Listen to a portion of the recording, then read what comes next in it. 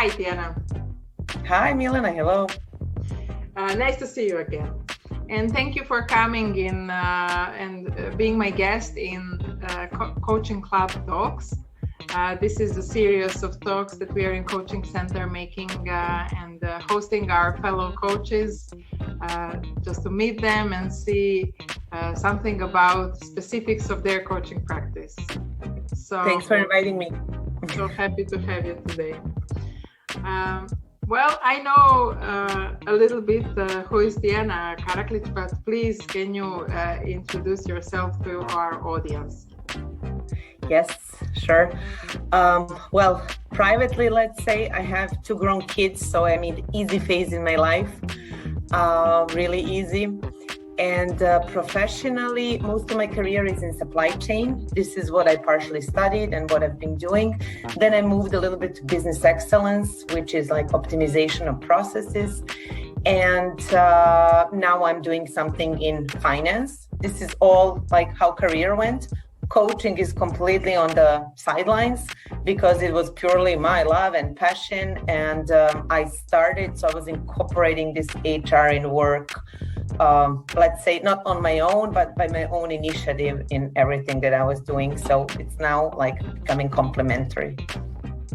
Sounds interesting, career path, but tell me a little bit more about how did how did you introduce yourself coaching while doing finance and other stuff that you were mentioning? I don't recall what the trigger was, but I know I came across Yellen as the coaching center training. How I came, I can't remember, but I went on my own and I really loved it. And I realized how useful it is in everyday work as a manager. And I think I saw the benefit immediately, and then I got hooked and went on and on. So finished the license in the meantime. So I'm now certified coach, and but it's still like on the sidelines of my regular job. Great. Yes, you're one of our first ACCs in Coaching Center. And tell me, how did you implement in your regular business? And you say it's on a side work. It's not like your main job and your main occupation, but how do you then use most of the time your coaching skills and practice? Where do you find a place for it? I think I got hooked on using it when I started this job in business excellence, because it is like it was the first time we were doing that in the company I'm working in, and you need to change the culture. You need to influence people and you need to help them to change, and they need to feel it's not imposed. So it's not like Tijana is coming to change something.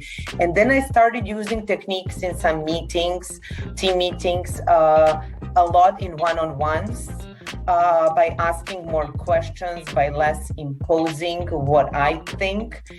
And maybe what's most for me now, when I look back significant, is I changed myself. I used to like interrupt people a lot, and like I have always something to say, and I'm like, I'm very fast. And now I'm much more, people are still getting used to it. They're like, is there something wrong? Why are you so quiet? So I've noticed this in myself, even in private life. So this is so interesting, but I guess all of us have been changed by practicing coaching, which is great. And as far as I understand, you were a lot of working in manufacturing, and there is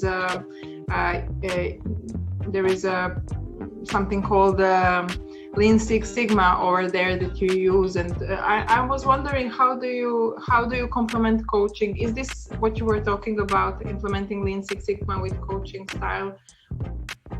Yes, it's like this business excellence is how we called it. It's a similar, maybe even a synonym. There's some definitions, but it's not so relevant. But the biggest link I found is that when you change something in an organization, you need to change the culture.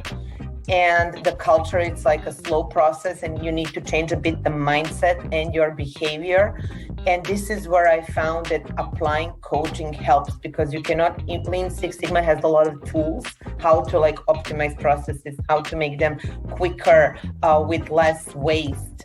And you can't do that just technically. People need to be open to say what they think. People need to be able to see these things. And for this, you need to help them open their mind a little bit. So this is where I found most of the links, how they're complementary, the two. So it sounds like using more like manager as a coach style of management, yeah, while introducing this. This as well, yeah. I use now manager as a coach a little bit. I think people don't notice it because they know the technique, but I use that as well. But this was a bit wider than that. Like really get the whole organization to kind of move in the way they approach some business problems, let's say. Wow.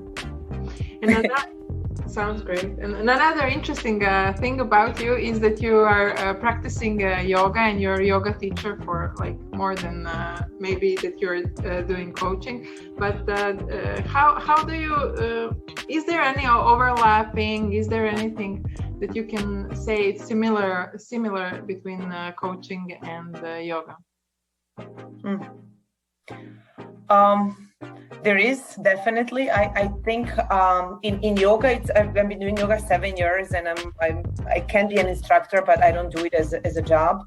The biggest, I think, link is that the mindfulness part, you need to be fully present, and that's one of the competencies for ICF. So when you're doing yoga with yourself, you need to be present, and when you're a teacher with all of the others. And in coaching, it's similar, and that helps you notice things about yourself, and then you're more attuned, and I think better at everything you do when you're a bit calmer. So that's the biggest link I think I see now that you ask me. Yes, and it's a very important part of learning development culture now. This mindfulness is also coming into professional field as well. Even now with pandemic, I would say more and more. Now even more. I think it's everything is accelerating in that way because it's like crazier. And I think people are finding it. They're becoming more mindful because we've kind of everything's calmed down a little bit, so it's good. And within our team in Coaching Center, you have been ICF Assessor.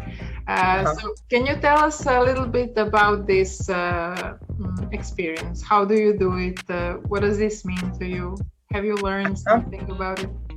Oh, I learned a lot. Okay, so being an assessor, it's part of the finishing the training. You get written feedback on the sessions that you record, audio or video, and it's done very technically compared to these ICF competencies. And what I've learned the most, I think, it's that people as coaches, when they get into, you have your personality. So as I said, I'm the one who's like speaking fast. Someone, a close friend of mine, she's very laid back. She's like, so what do you think about that? What does it tell you? She would never tell her opinion. And I've seen people change when you look at the 3 evaluations and you give them such feedback that you notice the change in people. So that's maybe the biggest, the most rewarding. I really see the benefit of it, especially when it's done real time. When they are, as they're learning, as they're going through the training, when they get these feedbacks and then implement them. Yes, this was my experience also because you and Adriana, you delivered me. Right. And I was like so thrilled to learn and try to implement some of the feedbacks that you guys gave. So thank you, Tijana. It was very nice talking to you today. Do you have some final words about coaching to our audience? Well, maybe it sounds typical to recommend it, but I think at least give it a shot, a chance. There's a lot of misconception about coaching. People ask me, are you doing life coaching? And so I think a bit of getting into it, understanding what it is might open someone's mind towards it. So thank you for the time as well. Thank you. See you again. Bye. Yes. Bye.